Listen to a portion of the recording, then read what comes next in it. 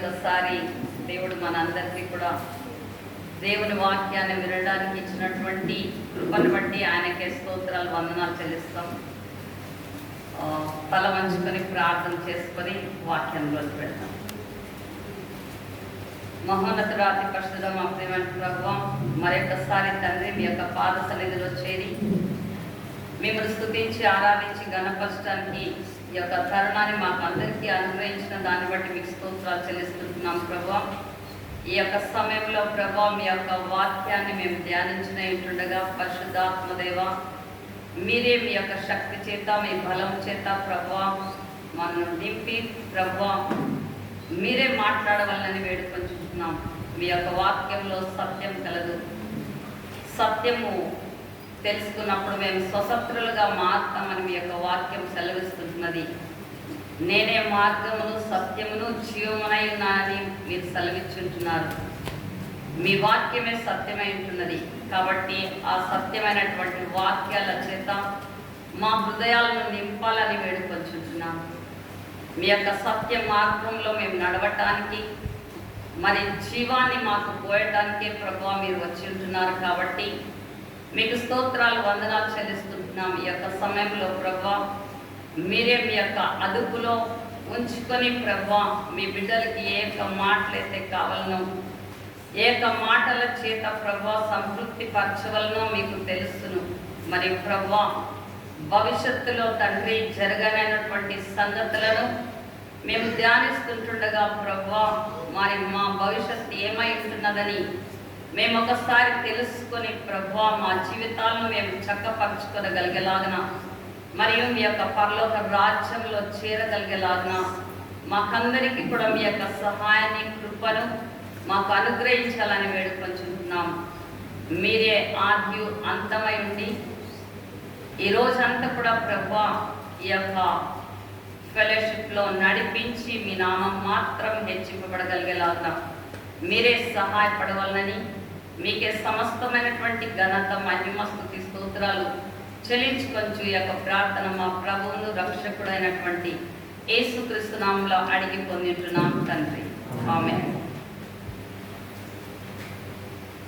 గత వారం కాకుండా అంతకు ముందు వారము మనమందరం కూడా ప్రకటన గ్రంథము ఎన్నవ అధ్యాయానికి వచ్చాం? 11వ అధ్యాయం. Very good. సో 11వ అధ్యాయానికి వచ్చాం. కానీ మొదట్లోనే ఒక 2 మాటలు చెప్పాను, ఎందుకంటే ఇంట్రడక్షన్ ఇవ్వడానికే దానికి బ్యాక్గ్రౌండ్ వెళ్ళాము. చాలాసేపు పట్టింది దానికోసము. ఓకే, మత్తయి రాసినటువంటి సువార్త 24వ అధ్యాయంలో ఉన్న ఇంట్రడక్షన్ని మనం నేర్చుకున్నాము. అది ఏమంటే అంజూరపు చెట్టు గురించి. అంజూరపు చెట్టు చిగురించినప్పుడు అది లేతదై చిగురించినప్పుడు కోతకాలం సమీపంగా ఉన్నదని మీరు తెలుసుకోండి అని దేవుని వాక్యాన్ని బట్టి మరి ఇశ్రాయేల్ ప్రజల్ని బట్టి దేవుడు మాట్లాడినటువంటి విషయాల్ని మనం తెలుసుకున్నాము. అయితే ఇప్పుడు వారు ఆ దేశానికి వచ్చి 76 సంవత్సరాలు అయింది. కానీ మనం 11వ అధ్యాయములో మొదటి వచనం నుంచి మనం చదువుకున్నట్లయితే ఇక్కడ రాయబడినది, మరియు ఒకడు చేతి కర్ర వంటి కోల కర్ర నాకిచ్చి, నీవు లేచి దేవుని ఆలయమును బలిపీఠమును కొలత వేసి ఆలయంలో పూజించు వారిని లెక్క పెట్టుము. ఆలయమునకు వెలుపటి ఆవరణమును కొలత వేక విడిచిపెట్టుము. అది అనులకు ఇవ్వబడెను. వారు 42 నెలలు పరిశుద్ధ పట్టణమును కాలితో త్రొక్కుదురు. సో ఇది దేవుని యొక్క ఆలయం గురించి, ఆలయాన్ని కొలత పెట్టమని కొలత కర్రని ఇచ్చారు అని ఇక్కడ రాయబడింది. అయితే ఈరోజు మనము ఒక్కసారి ఇశ్రాయేల్ దేశాన్ని మనం చూసినట్లయితే ప్రజెంట్ అక్కడ దేవుని ఆలయం అంటూ లేదు. అయితే ప్రకటన గ్రంథం 11వ అధ్యాయంలో దేవుని ఆలయం ఉన్నట్టుగా, దేవుని ఆలయము కొలత చేయమని చెప్తున్నట్టుగా, మళ్ళీ ఆలయంలో వచ్చి దేవుణ్ణి ఆరాధించే వారు ఎంతమంది ఉన్నారని ఆ లెక్కను కూడా చూడమన్నట్టుగా, మళ్ళీ బయట ఉన్నటువంటి అన్య జనులు నీ లెక్క పెట్టవద్దు, వదిలివేయి అనేది కూడా మనం చూస్తున్నాం. ఈ విషయాన్ని బట్టి ఏ పరిస్థితిలో ఎలాంటివి ఉన్నా కూడా తప్పకుండా దేవుడు ఈ యొక్క ఆఖరి సమయంలో మరి ఒకసారి దేవుడు తన ఆలయాన్ని కట్టబోతారు అనేది మనం తెలుసుకుంటాం. దీనిని మనము దానియేలు గ్రంథం 9వ అధ్యాయము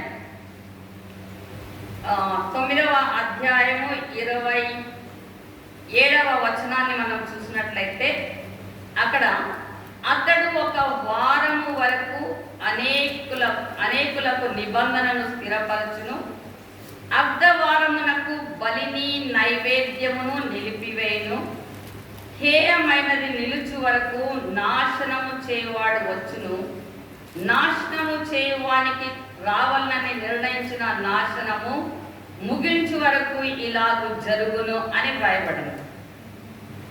దీనిని చూసినప్పుడు ఇక్కడ దానియేలు చెప్తున్నాడు ఒక వారము వరకు.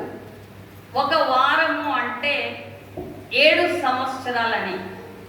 ఈ యొక్క అంత్యకాలంలో ప్రకటన గ్రంథంలో చెప్పబడినటువంటి రీతిగా ఇవన్నీ కార్యక్రమాలు 7 సంవత్సరాలలో ముగించిపోతాయి. ఈ 7 సంవత్సరాల కాలంని దేవుని వాక్య ప్రకారంగా చూసినప్పుడు ఒక వారము అని వ్రాయబడింది. ఒక వారము అంటే 7 సంవత్సరాలని దానికి అర్థం. ఈ 7 సంవత్సరాలలో ఇక్కడ జరగబోయేటటువంటిది ఏమిటంటే అతడు ఒక వారం వరకు అనేకులకు నిబంధనను స్థిరపరచును. వారం వరకు అనేకులకు నిబంధనను స్థిరపరచును అని అంటే ఎవరిక నిబంధనను స్థిరపరుస్తారంట? మనము ప్రకటన గ్రంథము 6వ అధ్యాయం 1వ వచనంలో చూసినప్పుడు ఎప్పుడైతే చర్చ్ ర్యాప్చర్ చేయబడిపోతుందో, అంటే ఈ ర్యాప్చర్లో ఎవరుంటారంటే ఎవరైతే దేవుని యొక్క మాటని ఫస్ట్ టైంకే వింటారో. సో మనం డిసిప్లిన్ గురించి నేర్చుకున్నప్పుడు ఆ డిసిప్లిన్లో కొంతమంది ఒక్క మాటకే వింటారు, ఇంకా కొంతమంది త్వరగా మాట వినరు. ఆ తర్వాత వాళ్ళకి శిక్ష తర్వాత అప్పుడు వింటారు మాట. కాబట్టి ఇక్కడ ప్రకటన గ్రంథం ప్రకారంగా ఎవరైతే బుద్ధిమంతులై యేసయ్య చెప్పినట్టుగా 10 మంది కన్యకలలో బుద్ధి కలిగినటువంటి కన్యకలు, బుద్ధి లేకున్నటువంటి కన్యకలు, ఫస్ట్ టైంకి ఎవరైతే దేవుని మాటను వింటారో వాళ్ళు ర్యాప్చర్లో ఎత్తబడిపోతారు. ఎత్తబడటం అయినతోనే ఈ లోకపు రాజు అయినటువంటి యాంటీ క్రైస్ట్ ఈ యొక్క వారము వరకు అనేటటువంటి నిబంధనను ఇశ్రాయేలీయులతో చేసుకుంటాడు. ఇశ్రాయేలీయులతో ఒకటే కాదు, అనేకులతో. అంటే ఇప్పుడు మనం ఒక ప్రైమ్ మినిస్టర్ని ఎంచుకోవాలంటే మనం అందరూ కూడా ఎలక్షన్స్ ద్వారా ఎలక్ట్ చేస్తాం. అయితే అంత్యంలో వచ్చేటటువంటి యాంటీ క్రైస్ట్ని ఎలక్షన్స్ ద్వారా ఎలక్ట్ చేయబడడు. అతడే అందరినీ మెప్పిస్తాడు. అతడు అంటాడు, నేను శాంతిని తీసుకొస్తాను, సమాధానాన్ని తీసుకొస్తాను, మీకు ఏది కావాలనో నేను అది చేస్తాను, నాకు 7 సంవత్సరాల గడువు ఇవ్వండి, నన్ను నమ్మండి, నేను మీకు బాగుపరుస్తాను అంటాడు. అన్నప్పుడు అనేకులు వాని నిబంధనలోకి వెళ్ళిపోతారు. ఆ యొక్క సమయంలోనే ఇశ్రాయేలు ప్రజలు కూడా, అంటే ర్యాప్చర్ ఎప్పుడైతే అయిపోతుందో, సంఘం ఎత్తబడుతుందో, అనేకులు ఈ లోకంలో మిస్ అవుతారు. అప్పుడు చాలా కన్ఫ్యూజన్, ఈ లోకంలో చాలా కన్ఫ్యూజన్ ఉంటుంది. చాలా బాధలు, కష్టాలు, వేదనలు, ఇంట్లో ఎంతమంది ఎత్తబడిపోతారో తెలియదు, ఎంతమంది విడబడిపోతారో తెలియదు. ఇవన్నీ పరిస్థితులు గుండా అందరూ వెళ్తున్నప్పుడు యాంటీ క్రైస్ట్ వచ్చి, నేను మీకు సమాధానాన్ని కలుగజేస్తాను, నేను మీకు శాంతిని ఇస్తాను అని చెప్తాడు. కాబట్టి నాకు 7 ఏళ్ల గడువు ఇవ్వండి, 7 సంవత్సరాలు నాతో నిబంధన చేసుకోండి, మీరు 7 ఏళ్ల కాలం నిబంధన చేసుకుంటే మీకు మేలు జరుగుతుంది అంటాడు. అదే సమయంలోనే ఇశ్రాయేల్ ప్రజలు కూడా అతడే మెస్సయ్య అని నమ్ముతారు. యేసయ్య మెస్సయ్యగా వస్తే అతన్ని నమ్మలేదు, కానీ యాంటీ క్రైస్ట్ మెస్సయ్యగా తాను వాళ్ళకి శాంతిని సమాధానాన్ని ఇస్తానంటే ముఖ్యంగా ఎందుకు నమ్ముతారంటే ఈ 76 సంవత్సరాలు వారు ఇశ్రాయేల్ దేశంలో నివసిస్తున్నా కూడా ఇంతవరకు ఆలయాన్ని కట్టలేకపోయారు. అయితే యాంటీ క్రైస్ట్ చెప్తాడు, మీరు ఆలయాన్ని కట్టుకోవడానికి నేను సహాయపడతానంటాడు. అన్నప్పుడు వాళ్ళకి అనిపిస్తుంది, ఇతడే మెస్సయ్య, ఇతడే మాకు రాజు. ఇలాంటి వారు ఎవరు ఇన్ని రోజులు దొరకలేదే, ఇన్ని సంవత్సరాల నుంచి మేము ప్రయత్నిస్తున్నామే, అయితే ఇప్పుడు మాకు నిజమైనటువంటి మెస్సయ్య వచ్చేసాడు అని చెప్పి వాళ్ళు నమ్మి అతనితో నిబంధన చేసుకుంటారు. 7 సంవత్సరాల నిబంధన.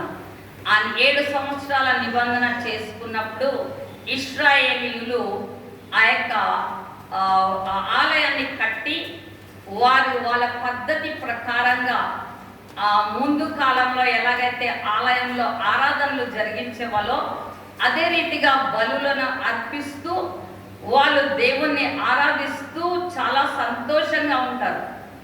ఈ యొక్క యేసయ్య ఆ యొక్క మొట్టల ఆదివారం రోజున యెరూషలేములోకి ప్రవేశించినప్పుడు ఒలీవల కొండల యొద్ద నుండి బయలుదేరుతారు. అదే రీతిగా ఈ మెస్సయ్య కూడా యేసయ్య ఏమేమి చేస్తారో అవన్నీ కూడా సేటన్ అంటే యాంటీ క్రైస్ట్ ఇమిటేట్ చేస్తాడు. అతడు కూడా ఒలీవల కొండల దగ్గర నుంచే ఆ యొక్క యెరూషలేము పట్టణంలోనికి ప్రవేశిస్తాడు. వాళ్ళందరూ చాలా ప్రైజ్ చేస్తూ అతన్ని మా యొక్క మెస్సయ్య వచ్చాడు, ఇప్పుడు మేము ఆలయం కట్టుకుంటామని అలాగా అంతగా అతనికి మంచి మర్యాద చేసి తీసుకుంటారు. అతనితో బాగా ఉన్నట్టుగా వాళ్ళు అనుకుంటారు, ఇతడు మాకు చాలా మంచివాడు, ఎందుకంటే ఆలయాన్ని కట్టించి మాకు ఆరాధనలు చేసుకోవడానికి మాకు తోడ్పడుతున్నాడే అని చెప్పి వాళ్ళకి చాలా సంతోషంగా ఉంటారు. అయితే దేవునికి తెలుసును, ఇశ్రాయేలు ప్రజలు ఎన్నిసార్లు తప్పులు చేసినా దేవుని ప్రేమ అంటూ వాళ్ళ వద్ద నుంచి దూరంగా పోలేదు.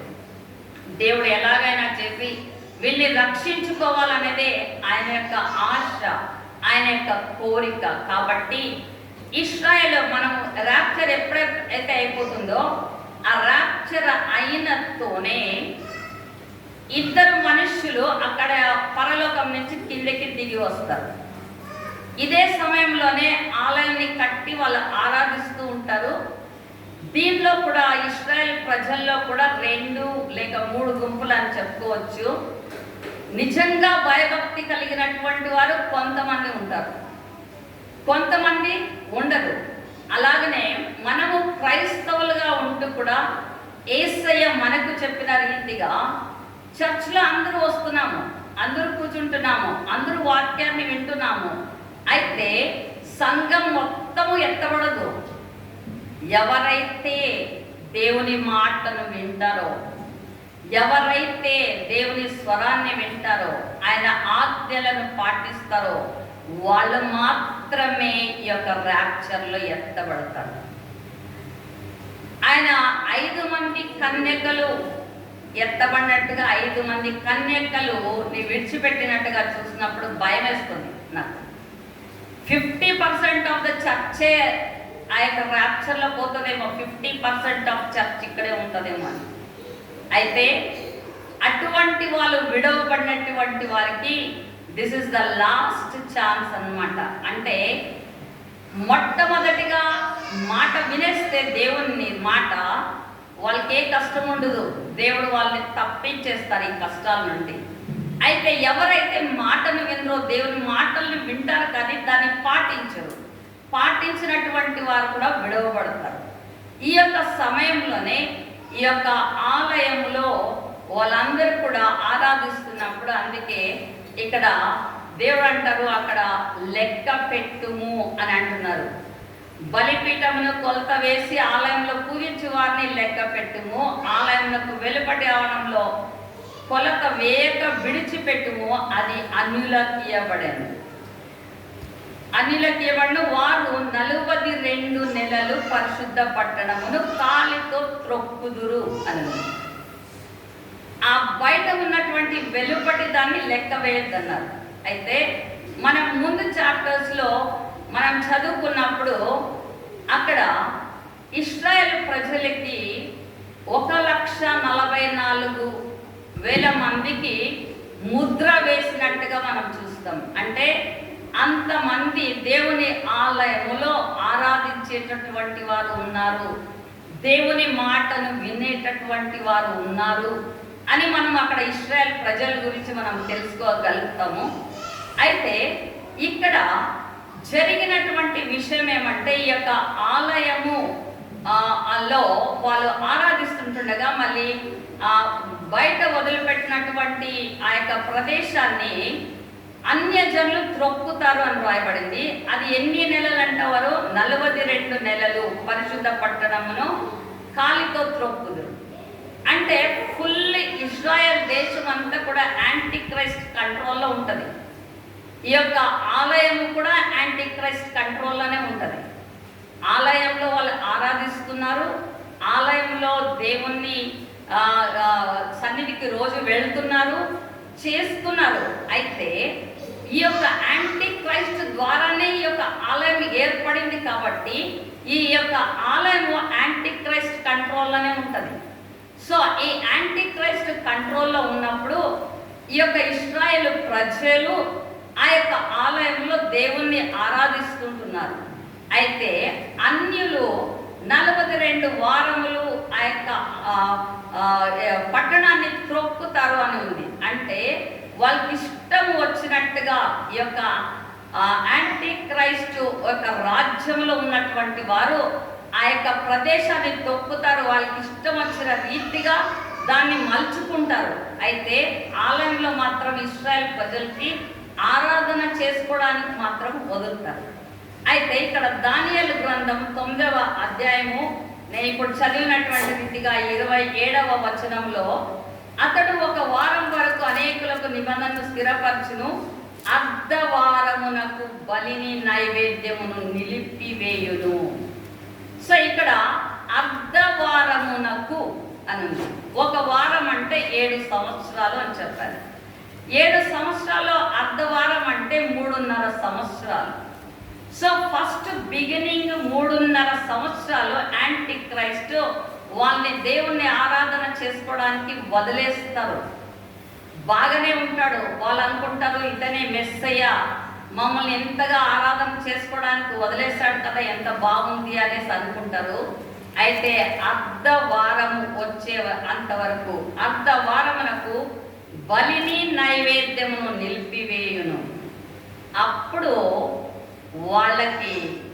వాళ్ళలోకి ఎంటర్ అవుతాడు.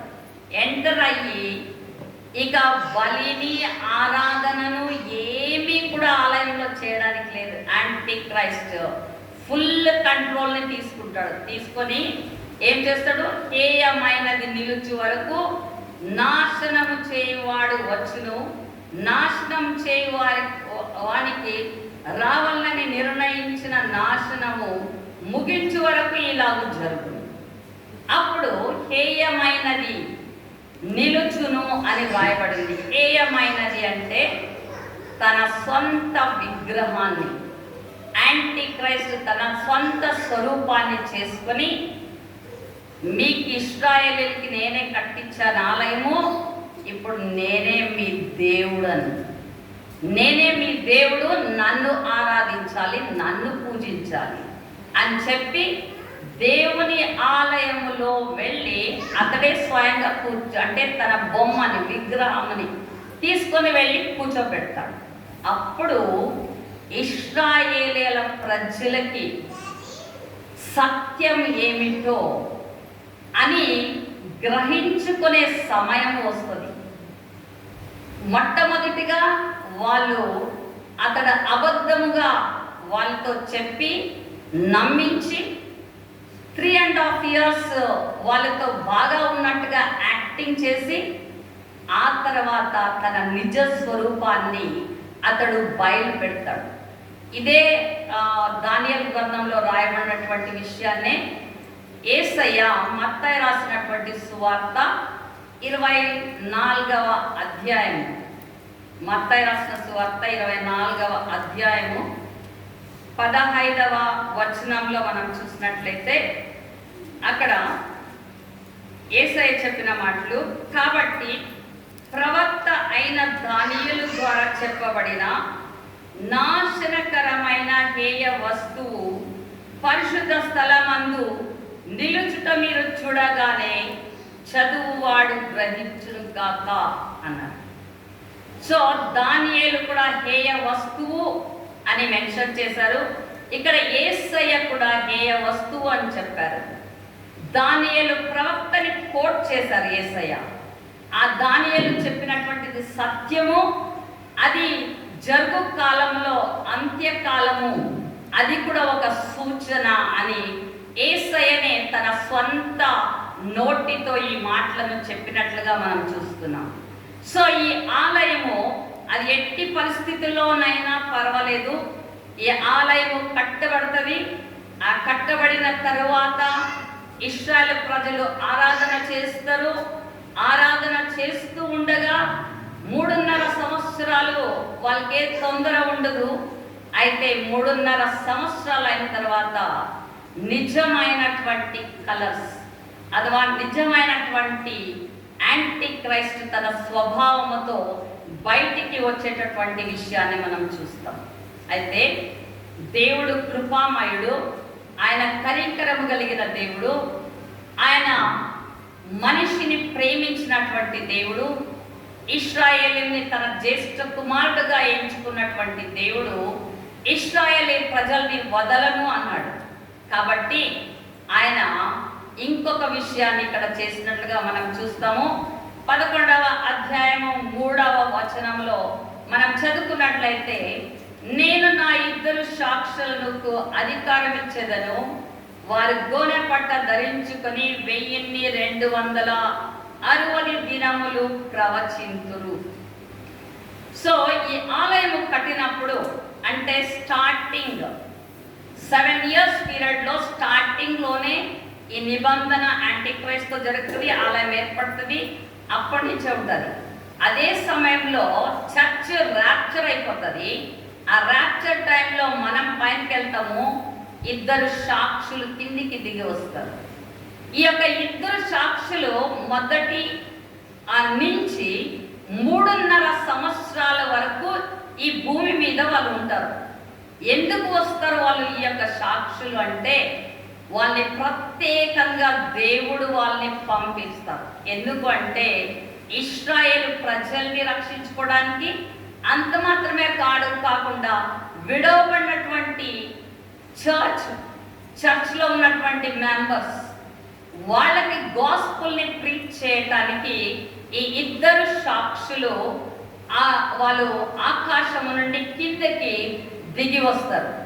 సో ఇక్కడ రాయబడి ఉంటున్నది, మొదటిది మనము 42 నెలలు అనేది చదివాము. ఇక్కడ 3వ వచనంలో, నేను నా 2 సాక్షులకు అధికారం ఇచ్చేదను, వారు గోనె పట్ట ధరించుకొని 1260 దినములు ప్రవచించురు. 1260 దినములు అని వ్రాయబడింది. 1260 దినములు అంటే మన క్యాలెండర్ ప్రకారంగా మనం క్యాలిక్యులేషన్ చేస్తే చూసినట్లయితే ఇక్కడ మనది సోలార్ క్యాలెండర్ని ఫాలో చేస్తాము, 365 డేస్. దాని ప్రకారంగా చేస్తే లెక్క ఎక్కువ దినాలు వస్తాయి. అయితే ఇశ్రాయేల్ ప్రజలు లూనార్ క్యాలెండర్ని ఫాలో చేస్తారు.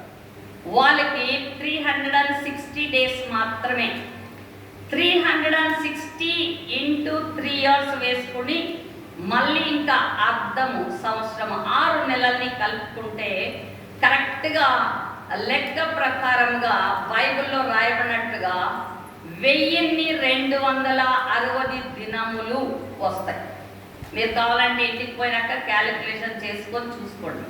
సో 1260 దినములు ప్రవచింతురంటే వీళ్ళు కూడా ఈ భూమి మీద 3.5 సంవత్సరాలు వాళ్ళు ఉంటారు. ఈ 3.5 సంవత్సరాలు వాళ్ళు చేసేటటువంటి పని ఏమి అని మనం ఒక్కసారి చూసినట్లయితే, నా 2 సాక్షులు. సాక్ష్యము, ఎవరిని గురించి సాక్ష్యం చెప్పడానికి వచ్చారు? వాళ్ళు యేసయ్యని గురించి సాక్ష్యం చెప్పడానికి వచ్చారు.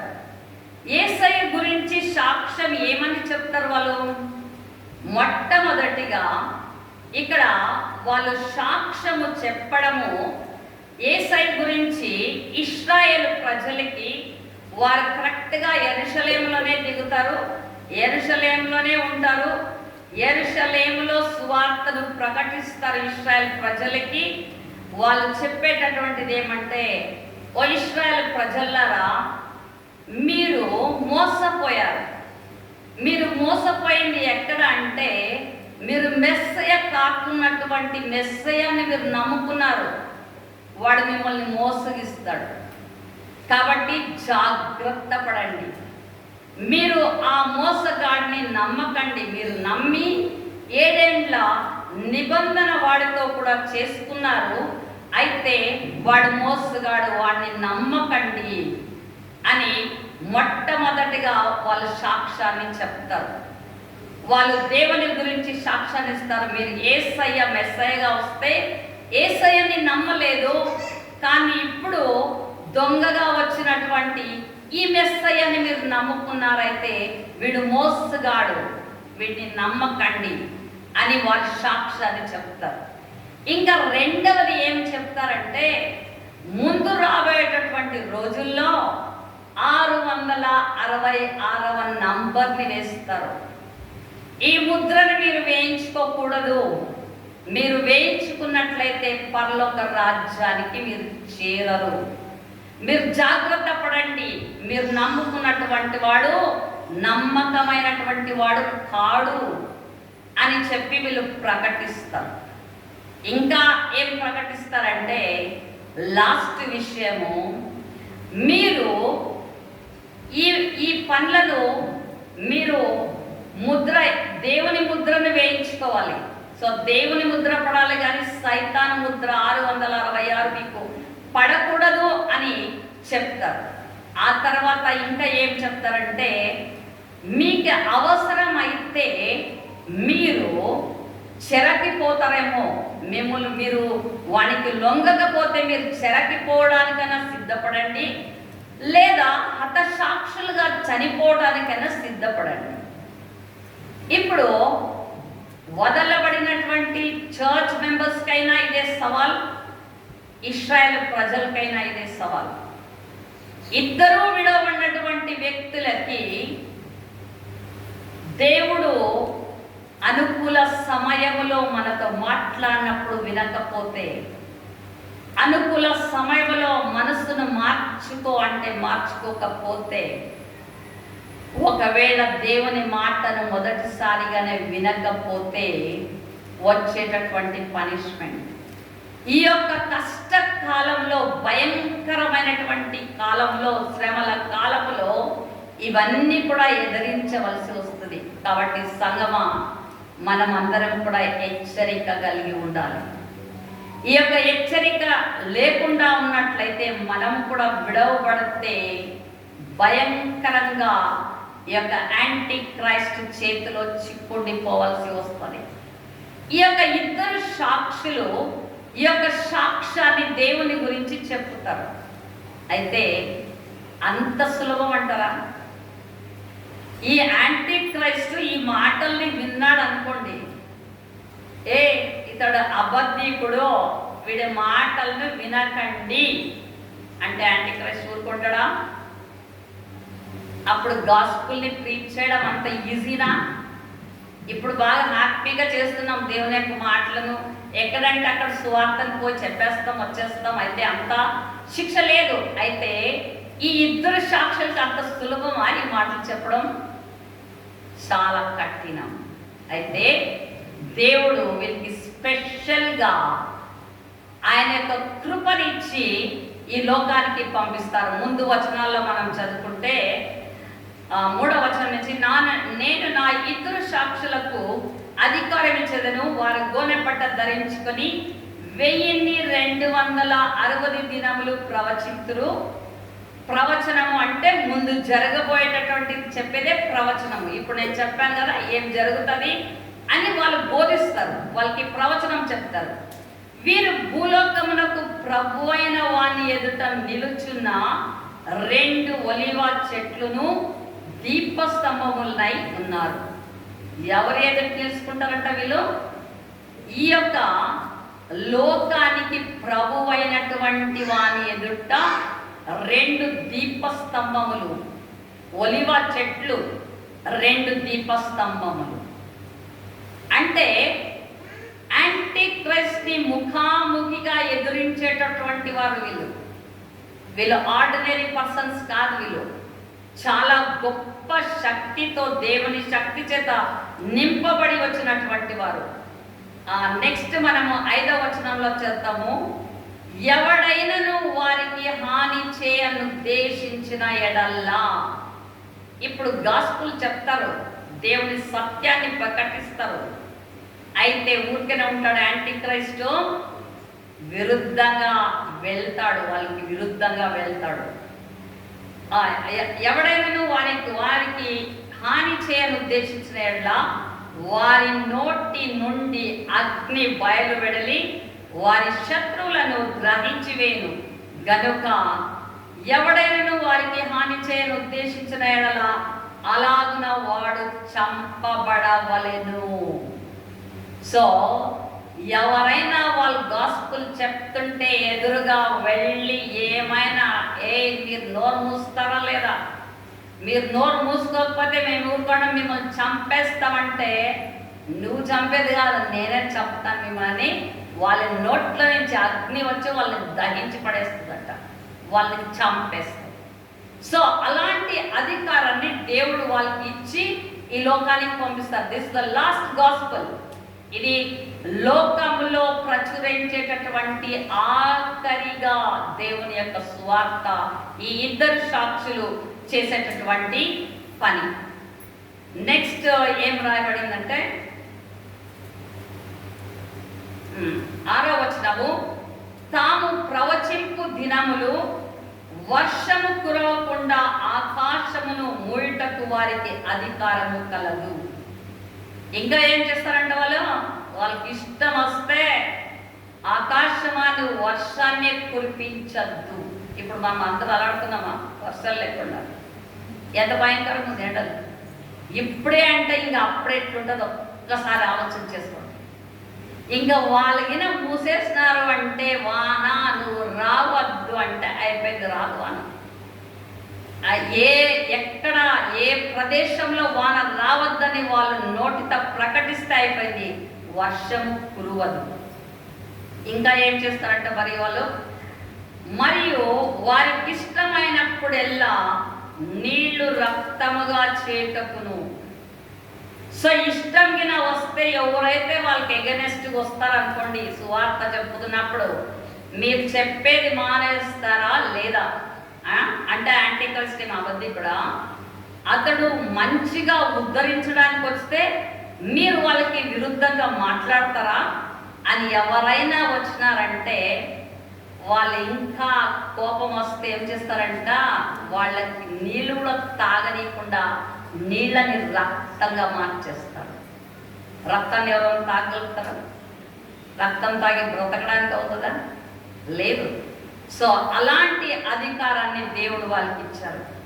ఆ తర్వాత ఏం జరుగుతుందంట, నానా విధములైన తెగుళ్లతో భూమిని బాధించుటకును వారికి అధికారము కలదు. అంత మాత్రమే కాదు, నానా విధమైనటువంటి తెగుళ్ళు అంటే మనం ఐగుప్తు దేశంలో తెగుళ్ళ గురించి చదివాం. ఐగుప్తు దేశంలో ఫరో రాజు మీరు బయటికి పోదంటే కప్పలు వచ్చినాయి, మళ్ళీ మిడతలు వచ్చినాయి, మళ్ళీ నీళ్లు రక్తంగా మార్చేసి ఇలాగా ఎన్నో అన్ని 10 తెగుళ్ళు వచ్చాయి. అలాగనే వీటికి కూడా అధికారం ఏర్పడుతుంది. వాళ్ళకి ఏది ఇష్టం వస్తుందో ఆ తెగుళ్ళని పంపిస్తుంటారు. ఎందుకంటే వాళ్ళని బాధించేకి వస్తే వాళ్ళు ఏం చేస్తారు, వీళ్ళని బాధిస్తారు. ఎందుకంటే దేవుని గురించి సత్యాన్ని మేము ప్రకటించాలి అంతే. వాళ్ళ ఉద్దేశం ఒకటే, యేసయ్య గురించి లాస్ట్గా ప్రవచనం చెప్పేది వాళ్ళ యొక్క పని. కాబట్టి వాళ్ళ పనిని చేసి వాళ్ళు ముగిస్తారు. ఈ యొక్క సమయంలో ఎవరైనా వాళ్ళకి విరుద్ధంగా వస్తే ఇవన్నిట్లో ఏ కార్యమైనా వాళ్ళు చేయొచ్చు. వాళ్ళకి విరుద్ధంగా చేసి వాళ్ళ నోర్లని మూయిస్తారు. వాళ్ళు ఇంకా నోరు తెరవలేరు, అలాంటి పరిస్థితికి వస్తారు. 7వ వచనంలో చూసినప్పుడు వారు సాక్ష్యము చెప్పుట ముగింపగానే, ఈ 3.5 సంవత్సరాలు వారు సాక్ష్యాన్ని చెప్తారు. ఎన్ని రోజులు? 3.5 సంవత్సరాలు. ఇక్కడ రాయబడింది కదా, 1260 దినములు వాళ్ళు సువార్తని ప్రకటించడానికి వాళ్ళకి అధికారం ఉంది. ఈ ఇద్దరు సాక్షులు ఈ యొక్క 3.5 సంవత్సరాలు దేవుని యొక్క సువార్తను ప్రకటిస్తారు. ఓ ఇశ్రాయేల్ ప్రజల్లారా, మీరు మోసంలో పడకండి, యేసయ్యని ఇప్పుడైనా నమ్ముకోండి. మీరు నమ్ముకున్నటువంటి వ్యక్తి మోసగాడు, మిమ్మల్ని మోసగిస్తాడు. మీరు చూస్తూ ఉండండి, మేము చెప్పినది అబద్ధం అవుతుందో మీకు సత్యం అవుతుందో మీరే ముందుకు చూస్తారని వాళ్ళకి ప్రకటిస్తూనే వస్తారు. అయితే వాళ్ళు 3.5 సంవత్సరాలు ప్రకటించడం సువార్త అయిపోయినతోనే ఏం జరుగుతుందో ఇక్కడ చూద్దాం. 7వ వచనంలో వారు సాక్ష్యము చెప్పుట ముగించగానే అగాధములో నుండి వచ్చి క్రూర మృగము వారితో యుద్ధము చేసి జయించి వారిని చంపును. సో ఈ 3.5 సంవత్సరాలు ఈ సాక్షులకు అధికారం ఉంది. వాళ్ళే వాళ్ళకి విరుద్ధంగా వచ్చినటువంటి వాళ్ళని చంపేశారు, తెగుళ్ళతో బాధించారు, ఇంకా వర్షం కురవకుండా చేశారు. ఇవన్నీ చేసిన తర్వాత వాళ్ళ సమయం ఇంకా ముగిసిపోయింది. వాళ్ళ టైం అయిపోయింది, దేవుడిచ్చినటువంటి టైం అయిపోయింది. అప్పుడు అగాధములో నుండి క్రూర మృగం వచ్చింది. అగాధములో నుండి క్రూర మృగం అంటే అది ఒక మృగంగా రాదు, యాంటీ క్రైస్టే. యాంటీ క్రైస్ట్కి సాతాను తన సమస్తమైనటువంటి అధికారాన్ని ఇస్తాడు. ఎన్నో రోజులు 3.5 సంవత్సరాల నుంచి వీళ్ళిద్దరిని చంపాలని ప్రయత్నాల మీద ప్రయత్నం చేస్తున్నాడు. వీళ్ళిద్దరూ మాకు అడ్డమైపోయినారే, ఈ ప్రజల్ని మా మాట వినకుండా చేస్తున్నారే, వీళ్ళ నోరుని మూపియాలంటే మూపించడానికి కావటం లేదే, వీళ్ళు ఎలాగైనా చంపాలి. ఎన్నో ఇప్పుడు టెక్నాలజీ ప్రకారంగా వాళ్ళకి చంపడానికి అనేకమైనటువంటి ఆయుధాలు కూడా ఉన్నాయి. అయితే కూడా ఈ ఇద్దరు సాక్షుల్ని 3.5 సంవత్సరాలు యాంటీ క్రైస్ట్ ప్రయత్నాలు ఎన్నెన్నో చేసినా కూడా చంపడానికి వాడికి కాలేదు. అయితే ఆఖరిగా 3.5 సంవత్సరాలు ముగిసినంతోనే క్రూర మృగము వచ్చి వారితో యుద్ధము చేసి, ఏం చేస్తుందంట? యుద్ధం. ఇద్దరు సాక్షులతో యుద్ధము చేసి జయించి వారిని చంపును. వాళ్ళతో యుద్ధం చేసింది, ఇన్ని రోజుల నుంచి ప్రయత్నం చేసిన సోలిపోయింది. అయితే 3.5 సంవత్సరాలు గడిచిపోయిన తర్వాత ఇద్దరు సాక్షులతో యుద్ధము చేసింది. ఆ క్రూర మృగము వారిద్దరిని జయించింది, వాళ్ళిద్దరిని చంపేసింది. సో ఇప్పుడేం జరిగింది అక్కడ మనం చూద్దాము.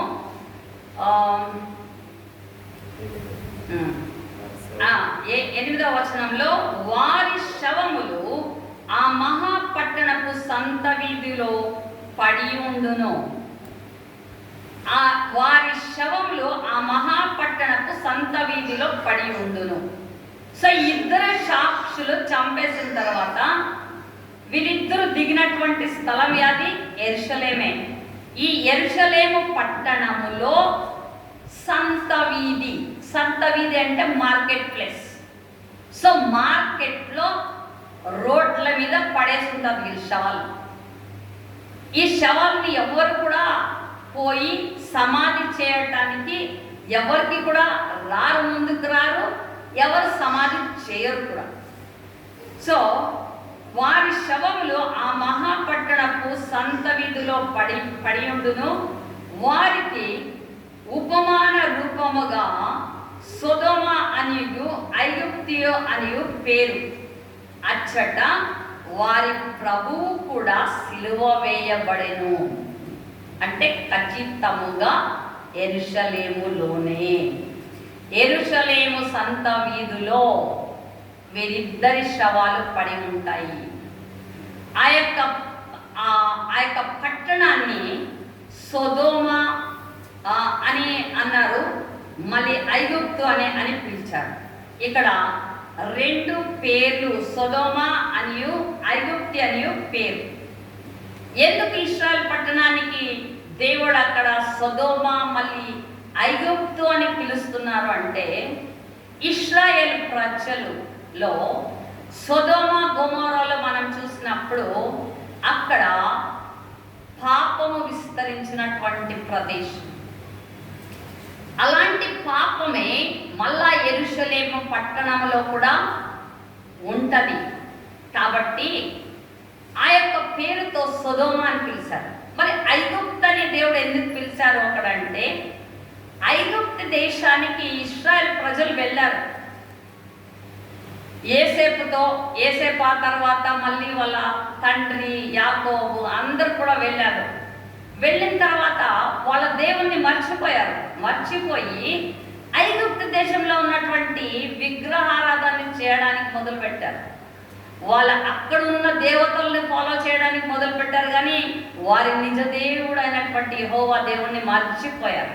కాబట్టి మరి ఒక్కసారి దేవుడు జ్ఞాపకం చేస్తున్నారు. ఇక్కడ సొదొమ మరి ఐగుప్తులాగా ఉన్నటువంటి పట్టణము అని అక్కడ చెప్పబడింది. అచ్చట వారి ప్రభువు కూడా సిలువ వేయబడెను. మన యేసయ్య సిలువ వేయబడిన స్థలంలోనే ఈ ఇద్దరు సాక్షులు కూడా చంపబడ్డారు.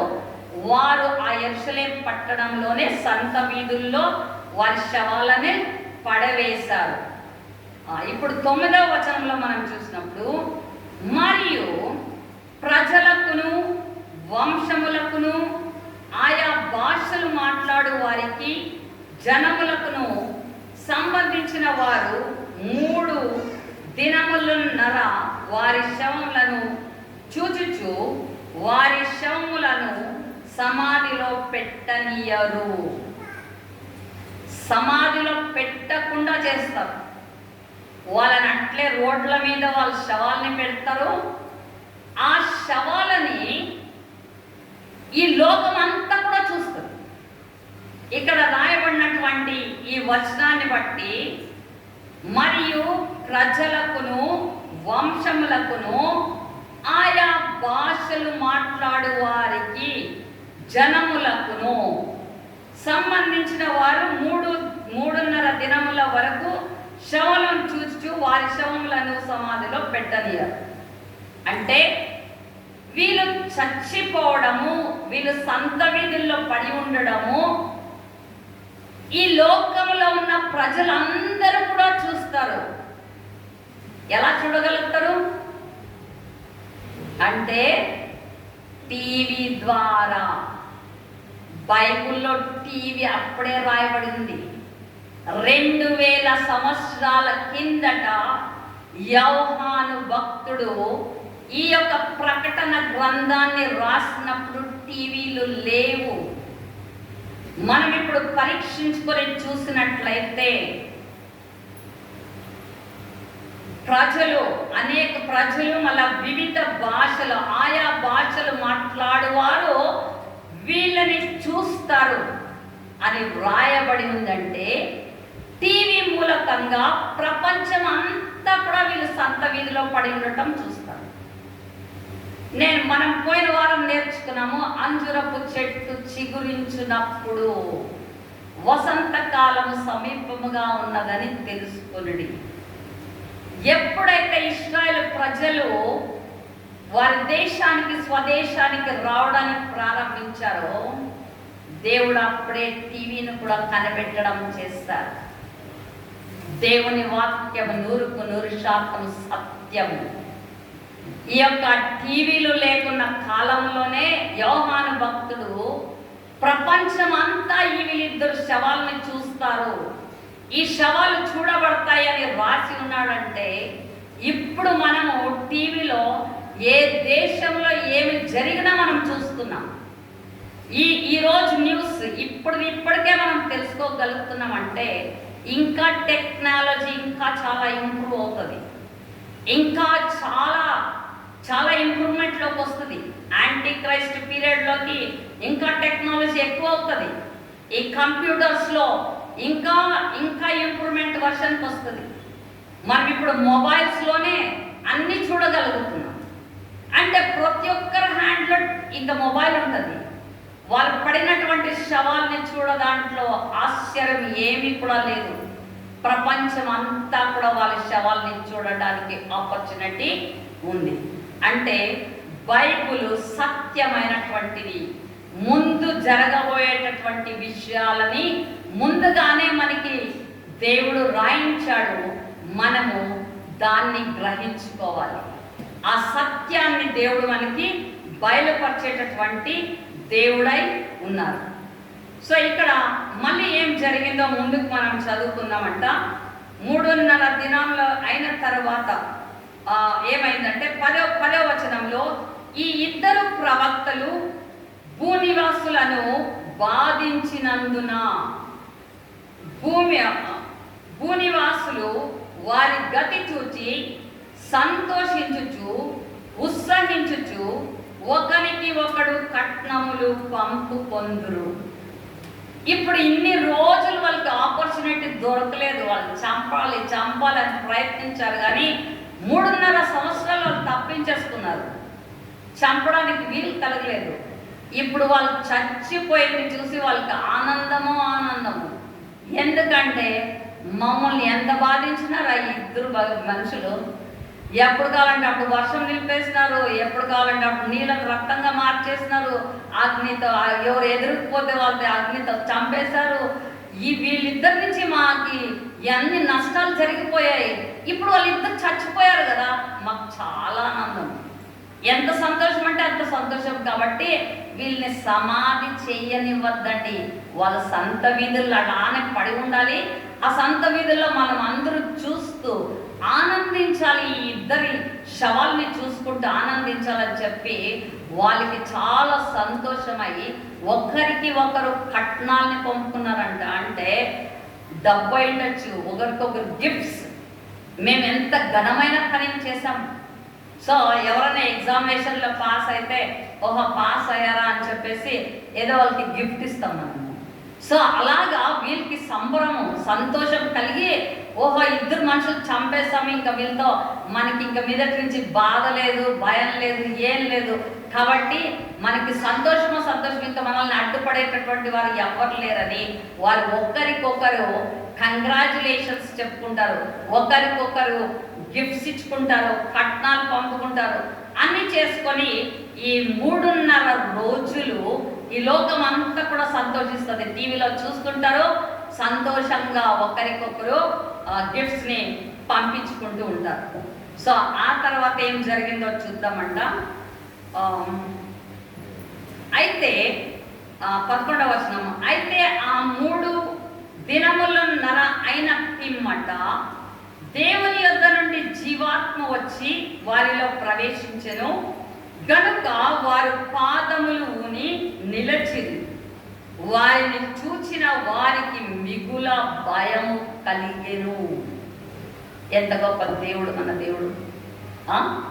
3.5 దినాలు చచ్చిన శవాలు అక్కడ పడి ఉన్నాయని వాళ్ళని సమాధి చేయొద్దండి, వాళ్ళ శవాలను చూస్తా ఆనందిస్తాము అనుకున్నారు. అది కూడా గాడ్స్ ప్లానే, దేవుడే పని. వాళ్ళకి కావాలని వాళ్ళు ఎవరు సమాధి చేయకుండా అక్కడే పెట్టారు.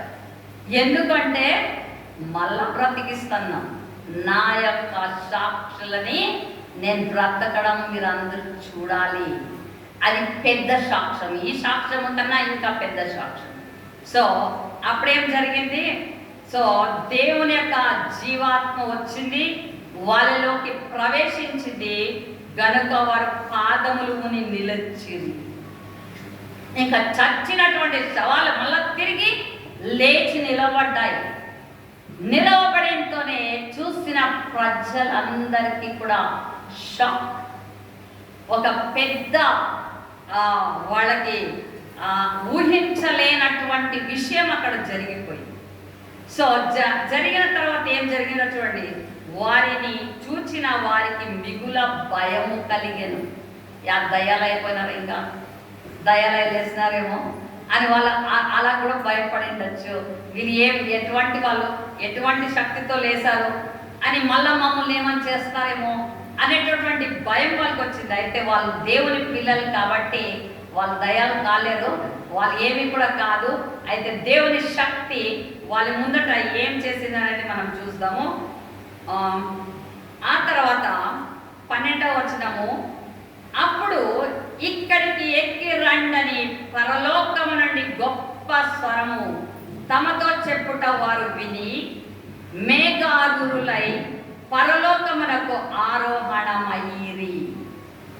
ఇప్పుడు దేవుని శక్తి వచ్చింది, జీవాత్మ వచ్చింది, జీవముతో వాళ్ళిద్దరిని నింపింది. వాళ్ళకి ఒక పెద్ద స్వరము కూడా వినబడింది.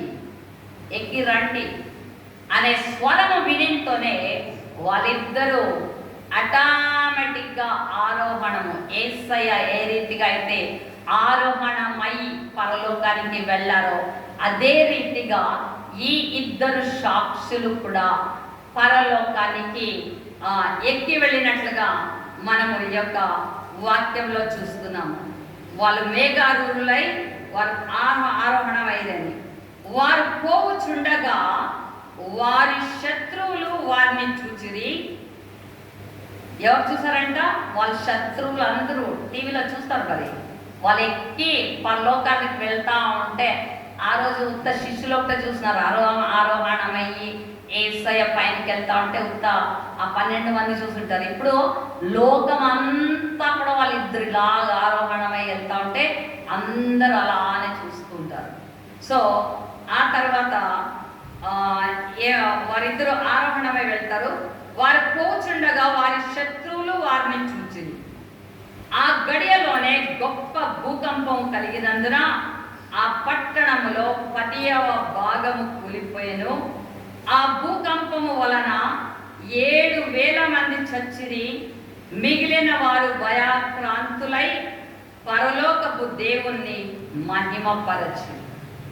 సో ఇప్పుడు వీరిద్దరూ ఆరోహణమై వెళ్ళుచుంటుండగా ఇశ్రాయేలు ప్రజలు చూసినటువంటి వారికి అర్థమైంది, వీరు సత్యమైనటువంటి సాక్షులు, వీరు చెప్పినటువంటిది నిజము, వీరు ప్రవచించినటువంటి వాక్యము సత్యమైనటువంటి వాక్యము. వీరిద్దరూ ఆరోహణమై వెళ్తున్నారు అని చూస్తూ ఉంటుండగా ఆ పట్టణంలో పెద్ద భూకంపము కలిగిందంట. యేసయ్యని సిలువ వేసినప్పుడు కూడా యెరూషలేము పట్టణంలో భూకంపం వచ్చింది. అదే రీతిగా వీళ్ళిద్దరు కూడా ఆరోహణమై వెళ్తుంటుండగా యెరూషలేములో భూకంపం వచ్చింది.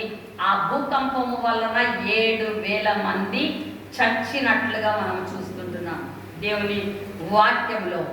అయితే చచ్చిపోయిన వారిని వదిలివేసి మిగతా వాళ్ళకి భయం పుట్టింది. వాళ్ళు భయాక్రాంతులయ్యారు. అవును కదా, దేవుని యొక్క శక్తి ఎంతగా ఉంది. దేవుని యొక్క బిడ్డలే ఆకాశం నుండి దిగి వచ్చి మాకు సువార్తను ప్రకటించాలి అని చెప్పి వారికి భయం కలిగింది. భయం కలిగి ఇశ్రాయేలు ప్రజలు దేవుని పక్కన తిరిగినటువంటి వారుగా మారారు. సో ఇక్కడ వారు ఇద్దరి సాక్ష్యము ముగించిన తర్వాత జరిగినటువంటి విషయం. సో ఇక్కడ 7వ బూర ఊదిన తర్వాత అనేటటువంటి విషయాన్ని బట్టి మనము రెండవ శ్రమ ముగిసెను. 14వ వచనంలో 2వ శ్రమ గతించెను, ఇదిగో 3వ శ్రమ త్వరగా వచ్చుచున్నది. 7వ దూత బూర ఊదినప్పుడు పరలోకములో గొప్ప శబ్దములు పుట్టెను. ఆ శబ్దములు ఈ లోక రాజ్యమును ప్రభువు రాజ్యమును ఆయన క్రీస్తు రాజ్యమును ఆయన.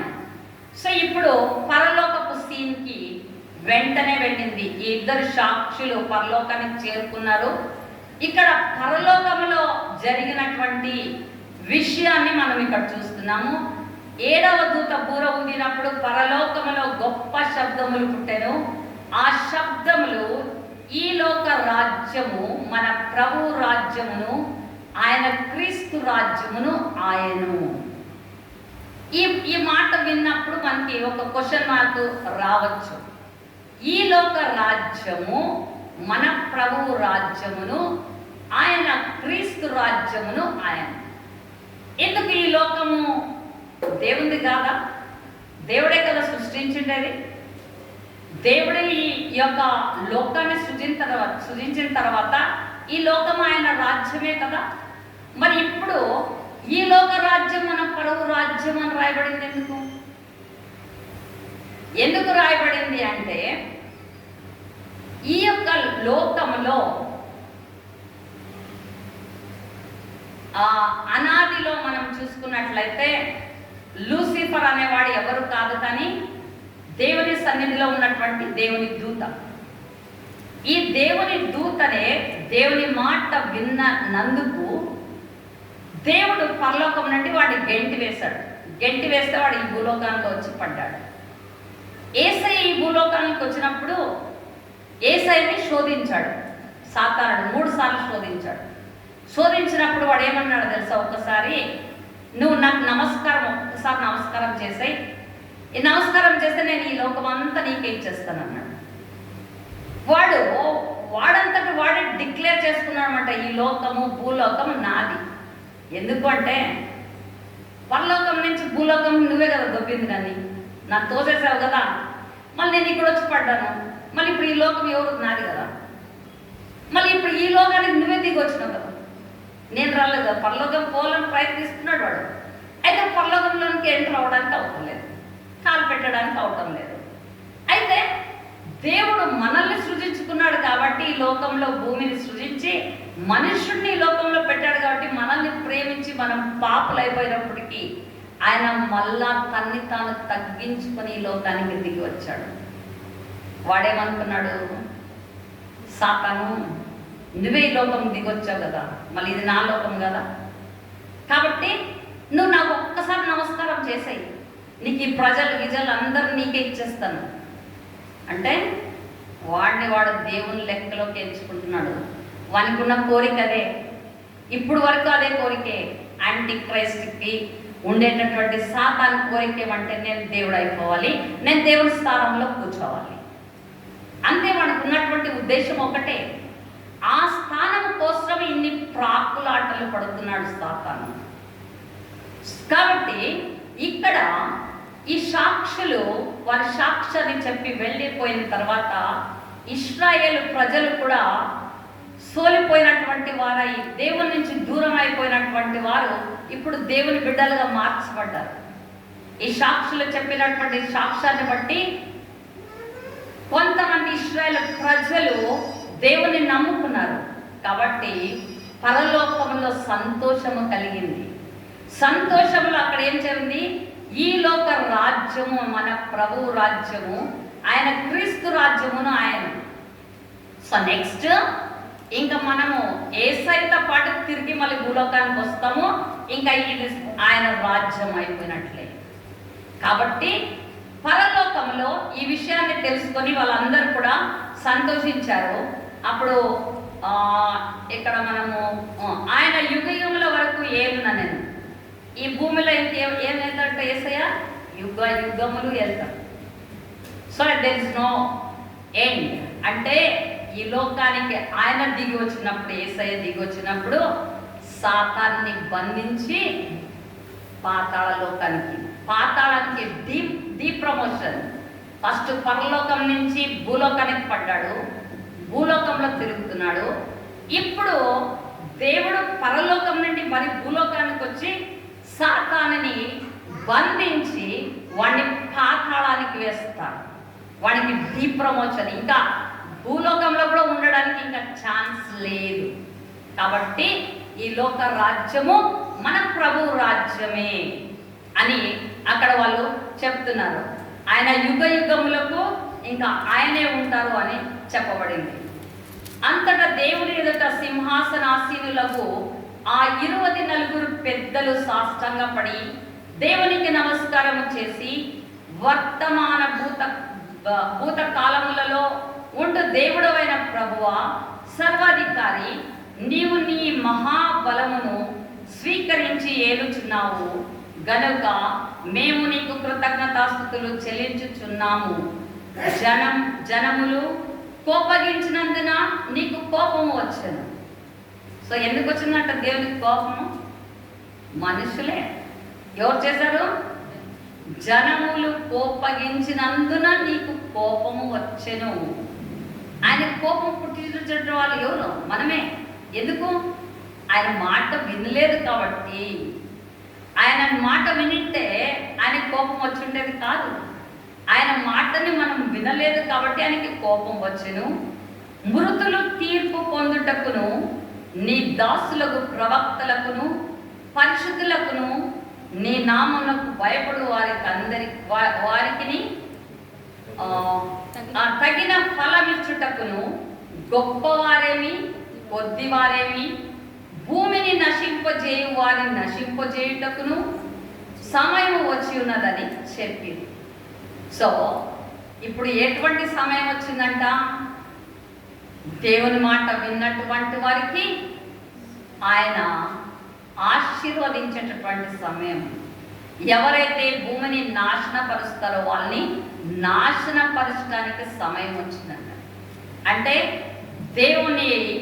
దేవుడు ఈ యొక్క జనులకు తీర్పు తీర్చేటటువంటి కాలం అతి సమీపముగా ఉన్నదని పరలోకములోనే అక్కడ 24 పెద్దలు ఆయనకు సాష్టాంగపడి నమస్కారం చేసి, వర్తమాన భూత భవిష్యత్ కాలములలో దేవుడు వర్తమాన భూత భవిష్యత్ కాలం, నిన్న నేడు నిరంతరం, ఆయన ఎప్పుడు యుగ యుగములకు ఉండేటటువంటి దేవుడని ఆయనకి కృతజ్ఞతాస్తుతులు చెల్లించారు, ఆయన్ని పొగడారు, ఆయన్ని ఘనపరిచారు. అయితే ఇప్పుడు సమయం వచ్చింది. ఏ సమయం వచ్చిందంటే తీర్పు. అంటే మంచి వారికి దేవుడు మంచిది ఈవులను ఇవ్వటానికి, చెడ్డవారికి శిక్షించటానికి సమయం వచ్చిందని అక్కడ రాయబడింది. సో 19వ వచనంలో మనం చూసినట్లయితే, మరియు పరలోకమందు దేవుని ఆలయము తెరవబడగా దేవుని నిబంధన మందసము ఆయన ఆలయములో కనబడెను. అప్పుడు మెరుపులు, ధ్వనులు, ఉరుములు, భూకంపములు, గొప్ప వడగండును పుట్టెను. సో ఈ యొక్క 11వ అధ్యాయము దేవుని ఆలయముతో ప్రారంభమైంది. ఇక్కడ ఎండ్లో పరలోకములో దేవుని ఆలయము తెరవబడింది అనేటటువంటి విషయాన్ని మనం చూస్తున్నాము. ఈ యొక్క దేవుని ఆలయము పరలోకంలో తెరవబడింది అంటే అక్కడ నిబంధన మందసము అని వ్రాయబడింది. ఈ యొక్క నిబంధన మందసము ఇశ్రాయేలుల ప్రజలకి సూచిస్తుంది. అంటే దేవుడు ఇశ్రాయేల్ ప్రజల్ని మర్చిపోలేదని. ఆ మందసము చూసినప్పుడంతా యేసయ్య ఆ యొక్క ఇశ్రాయేల్ ప్రజల్ని జ్ఞాపకం చేసుకునేటటువంటి విషయాన్ని సూచిస్తుంది. కాబట్టి దేవుడు ఎవరిని కూడా వదిలిపెట్టకుండా, అన్యజనులని వదిలిపెట్టకుండా, ఇశ్రాయేల్ ప్రజల్ని వదిలిపెట్టకుండా, మరియు చర్చ్లో ఉన్న ప్రజలు కూడా దేవుని వాక్యాన్ని విని రిపెంటెన్స్ పొందకపోయినా కూడా మళ్ళా వాళ్ళకి కూడా రెండవ chance. This is the last chance. ఈ 3.5 సంవత్సరంలో రిపెంటెన్స్ పొంది విడవబడినటువంటి వారు దేవుని కోసమై అగచాట్లు పడి కష్టాలను అనుభవించి, ఇక్కడ రెండే, చెరకు పోవాలి లేదంటే ఖడ్గము చేత చంపబడాలి. రెండే విషయాలే ఉండేది. విడవబడినటువంటి వారికి ఛాన్స్ అంతే. సో ఈ 2 విషయాల్లో ఏదో ఒకటి జరుగుతుంది. అప్పటికి కూడా యాంటీ క్రైస్ట్ మాటని వినకుండా, వాణి యొక్క మాటలు ఏవి కూడా చెవిలో వేసుకోకుండా, మేము విన్నటువంటి వాక్యమే సత్యం అని నిలవబడితే వారిని కూడా దేవుడు పరలోక రాజ్యంలోనికి చేర్చుకుంటారు. సో ఈ 11వ అధ్యాయం ఇది.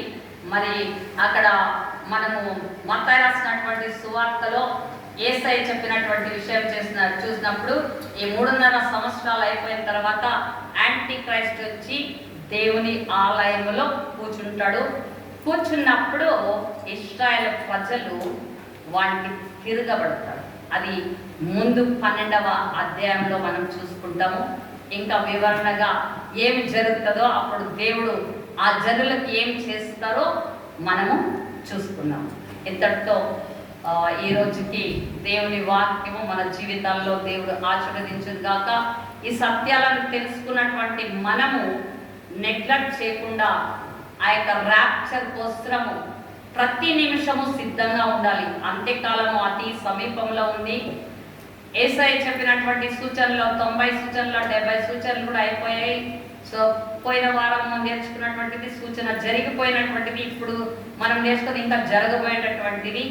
ఏది ఏమైనప్పటికీ ప్రతి ఒక్కరూ మన యొక్క మనస్సులలో ప్రార్థన పూర్వకంగా దేవుని విషయాల పట్ల శ్రద్ధ కలిగి ఈ లోకంలో ఉన్న తాపత్రయాలన్నింటిలో కూడా ఉన్నా కూడా మన పని పాటలతో పాటు దేవుణ్ణి ఎప్పుడు ధ్యానిస్తూ ఎప్పుడు వచ్చినా ర్యాప్చర్లో మనం ఎత్తబడగలిగేలాగున మనమందరం కూడా సిద్ధపాటుతో ఉండాలంటూ మరి దేవుడు మనందరినీ ఆశీర్వదించునుగా.